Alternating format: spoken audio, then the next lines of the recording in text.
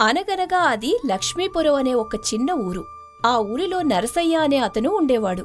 కాని ఊరంతా అతన్ని నవ్వుల నరసయ్య అనేది. ఎందుకంటే అతను ఎప్పుడూ ఒక విచిత్రమైన చిరునవ్వుతో కనిపించేవాడు.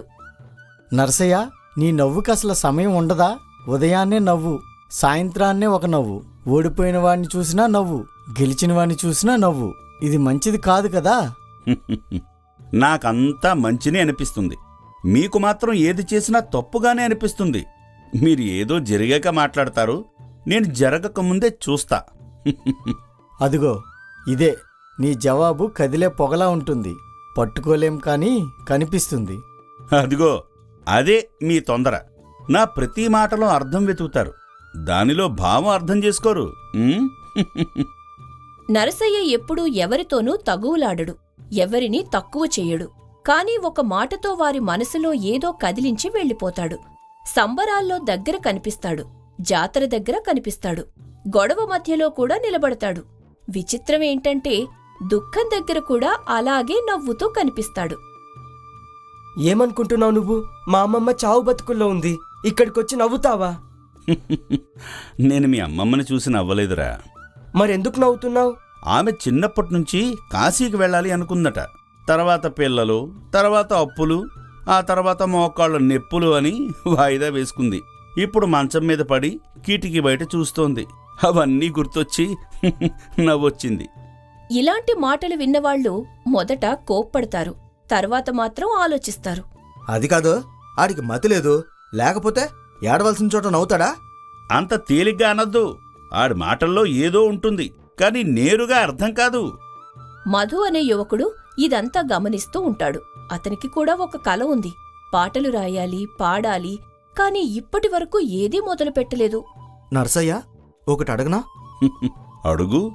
అడగని ప్రశ్నలే మనిషికి ఎక్కువగా వెంటాడతాయి. నిన్నందరూ నవ్వుల నర్సయ్య అంటారు. నిజంగా నువ్వు అంత సంతోషంగా ఉంటావా? సంతోషం వల్లే నవ్వేవాణ్ణైతే నా నవ్వు చాలా చిన్నదయ్యేదిరా. అర్థం కాలేదు. కొందరు జోకి చెప్తే నవ్వుతారు, కొందరు గెలిస్తే నవ్వుతారు. నాకు మాత్రం వేరే చోట నవ్వొస్తుంది. ఎక్కడా? మనిషి ఏదైనా పనిని ఒకరోజు చేస్తా అని అనుకుని ఆ రోజునే ప్రతిరోజు వాయిదా వేస్తూ ఉంటే నాకు నవ్వొస్తుంది. అది నవ్వే విషయమా? మరేం చెయ్యాలి? ఏడిస్తే ప్రయోజనం లేదు కదా. నవ్వితే అయినా ఎదుటివాడికి గుచ్చుకుంటుంది. మధు నవ్వుకున్నాడు. కాని ఆ మాట అతని లోపల ఎక్కడో తగిలింది. అంతలో ఊరి చివరి నుంచి గోల వినిపించింది. ఒక పెద్ద మనిషి చనిపోయాడని వార్త వచ్చింది. ఊరంతా శ్మశానం దారి పట్టింది.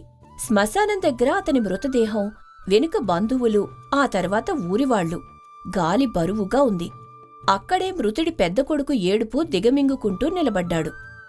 నాన్న ఇంకో 2 ఏళ్లున్నా బాగుండేది, ఇంట్లో కూర్చొని పుస్తకాలు చూస్తాననేవారు. అదే సమయంలో నరసయ్య మెల్లగా నవ్వుతున్నట్టు కొందరికి కనిపించింది. వెంటనే కోపం మొదలయ్యింది. చూసావా, మళ్ళీ అదే నవ్వు. ఈడేం మనిషిరా బాబు. ఇప్పటికైనా వాణ్ణి ఆపాలి. ఏంట్రా నరసయ్య, ఇది నవ్వే చోట?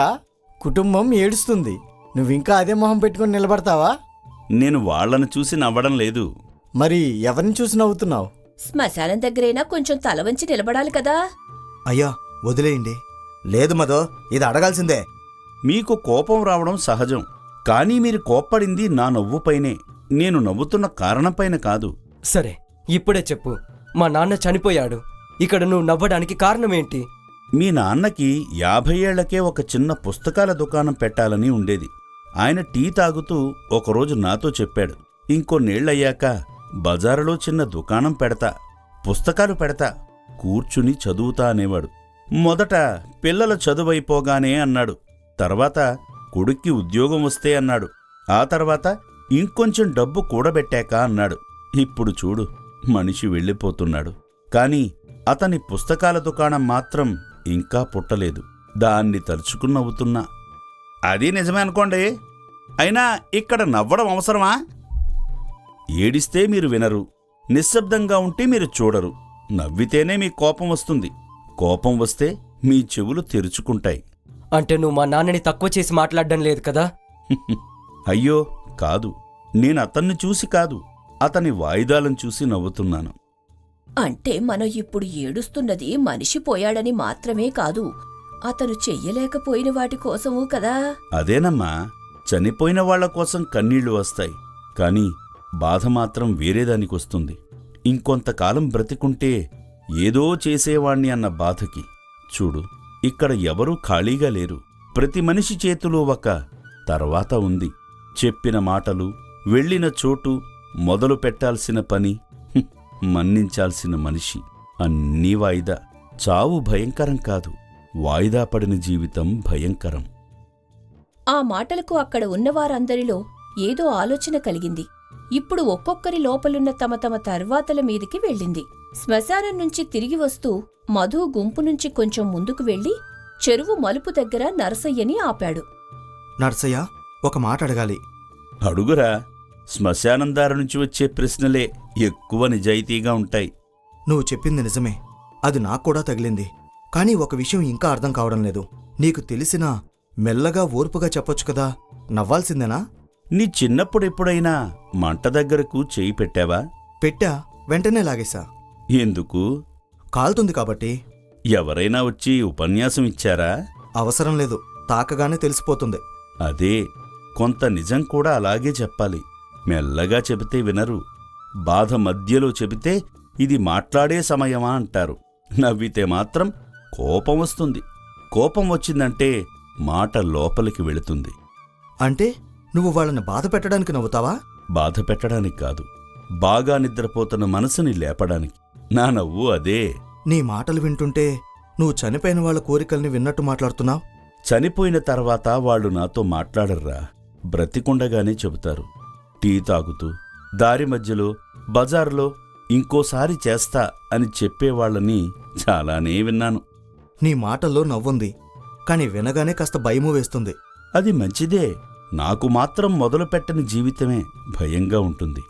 నువ్వు ఏది వాయిదా వేయలేదా? మిగిలాయిరా, అందుకే ఇంత నవ్వుతా. నాకు ఒకప్పుడు వెళ్లాల్సిన దారి ఉంది, ఒక అమ్మాయికి చెప్పాల్సిన మాట ఉంది.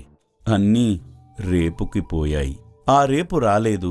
తర్వాత మిగిలింది నవ్వే. అదేంటి, నువ్వు నీ మీద కూడా నవ్వుతున్నావా? అవును, ముందుగా నాపైనే. తన మూర్ఖత్వం మీద ముందు నవ్వుకున్నవాడికే ఇతరుల్ని చూసి నవ్వే హక్కు ఉంటుంది. నాకు కూడా ఒకటి ఉంది నర్సయ్య. నేను పాటలు రాయాలి, కానీ ఇంకా మొదటి పాట కూడా పూర్తిగా రాయలేదు. అదిగో, నీ శ్మశానం ఇంకా దూరంలో ఉంది, కాబట్టి నీకింకా సమయం ఉంది. నీకెప్పుడు ఇదేనా? ప్రతి మాటని చావుతోనే కలిపేస్తావు. చావుతో కాదురా, ముగింపుతో. ఎందుకంటే బతుకు ఒకరోజు ముగుస్తుంది అన్న నిజం గుర్తుంటే ఇంకొంచెం త్వరగా అన్న మాట తగ్గుతుంది. కానీ మొదలు పెట్టడం అంత సులభం కాదు. మొదలు పెట్టడం ఎప్పుడూ సులభం కాదు, వాయిదా వేయడం మాత్రం చాలా సులభం. అందుకే ఎక్కువ మంది దాంట్లోనే నిపుణులవుతారు. అది మాత్రం నిజం. నువ్వు మొదట పాట రాయి, చెత్తగా ఉంటే మళ్ళీ రాయి. ఎవరూ వినకపోతే నువ్వు పాడు. కాని ఒకరోజు అని దాచకు, అది చాలా ప్రమాదకరమైన పదం. అంతేనా? ఇలా మొదలు పెట్టేయాలా? అదే కదా కష్టం. మనుషులు పెద్ద గొడ్డళ్లతో పర్వతాలు కొట్టడానికి సిద్ధం అవుతారు, కాని చిన్న గింజ నాటడానికి మాత్రం రేపు అంటారు. శ్మశానం దగ్గర నీ నవ్వు నాకిప్పుడే కొంచెం అర్థమవుతుంది. అది చాలు. అంతా ఒకేసారి అర్థమైతే మనిషి వెంటనే మారిపోతాడు. నెమ్మదిగా గుచ్చి నెమ్మదిగా మేల్కొల్పితేనే నిలుస్తుంది. ఆ మాటతో మధు ఆగిపోయాడు. తనలో ఎన్నాళ్లుగానో వాయిదా వేసిన పాట ఒక్కసారిగా కదిలినట్టనిపించింది. ఆ రోజు మాటలు అక్కడే ఆగిపోలేదు. ఊరిలో ప్రతి ఇంటిలోనూ, ప్రతి మనిషిలోనూ ఏదో కదలిక మొదలయింది. అలా ఒక ఇంటిలో అత్తాకోడలు ఇలా మాట్లాడుకుంటున్నారు. అమ్మా, కుట్టు మిషన్ ఎందుకు ఇప్పుడు తుడుస్తున్నారు? ఎంతో కాలంగా మీరది వాడటం లేదు కదా, అది మళ్ళీ పనిచేస్తుందా? నాకు చేతినొప్పి మొదలు కాకముందే దీంతో మళ్ళీ కుట్టాలి అనిపిస్తోంది. ఇన్నేళ్లు రేపు చూద్దామని పెట్టేశాను. ఇక దీన్ని మౌనంగా ఉంచితే తర్వాత ఇదే నన్ను చూసి నవ్వుతుంది. మరో ఇంటిలో ఒక అన్నా తమ్ముడు. ఏమైందన్నా? మన మధ్య ఒకప్పుడు ఎంతో పెద్ద గొడవ జరిగింది. మనం మాట్లాడుకోవటం మానేశాం. ఎప్పటికైనా నువ్వే వచ్చి నాతో మాట్లాడతావు అనుకున్నాను. కానీ ఇప్పుడు చూస్తే ఈ చిన్న జీవితంలో అలా చేయడం పెద్ద తప్పు అనిపిస్తుంది. అవునన్నయ్య, నువ్వు ముందు లోపలికి రా. ఇంకా మనం ఎప్పుడు ఇలా చెయ్యొద్దు. ఇక మధు కూడా నరసయ్య ఇచ్చిన ధైర్యంతో తన పాట సరదాను కూడా తీర్చుకునే పనిలో పడ్డాడు. ఆ రాత్రి పైకప్పు మీద కూర్చుని కాగితం ముందుంచాడు. 2 పంక్తులు వచ్చాయి. మూడోది ఆగిపోయింది. అదిగో ఇదే నా పని.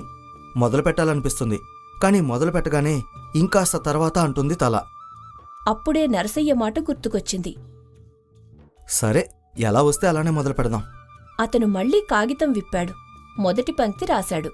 దాంతో ఆ రాత్రి పాట పూర్తి కాలేదు. కాని మొదలయింది. జాతర సమయం వచ్చింది. వేదిక కట్టారు. ఊరు ఉత్సాహంగా ఉంది. మధు చేతిలో కాగితం పట్టుకుని వణుకుతున్నాడు.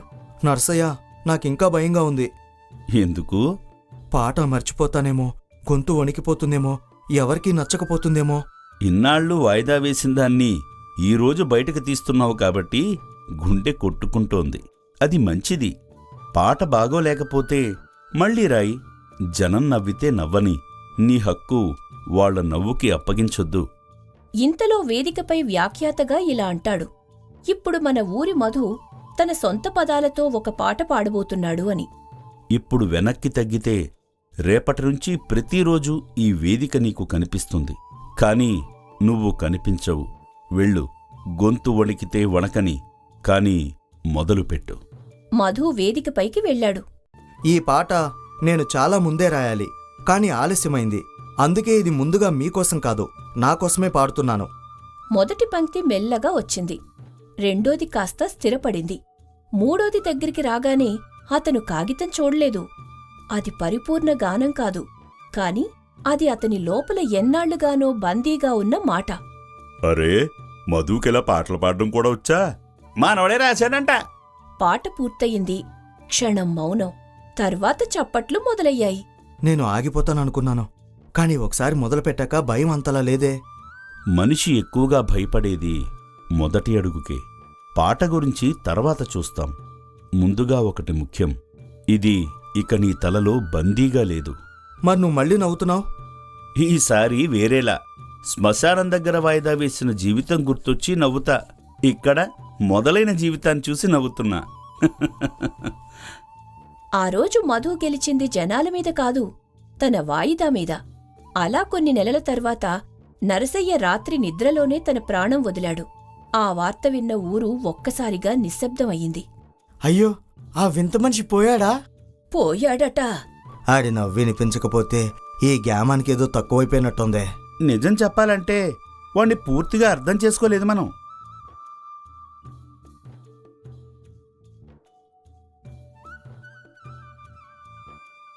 అని మొదటిసారి ఇక్కడే తిట్టాను నేను. అవును, ఇది నవ్వే చోట అని నేనే అన్నా. అది వినివాడు కోప్పడలేదు. వాడెప్పుడైనా కోప్పడ్డా? నవ్వి గుచ్చేవాడంతే. వాడి వల్లనే నేను నా చెల్లెల్ని చూసొచ్చాను. 6 ఏళ్లుగా మాట్లాడలేదు.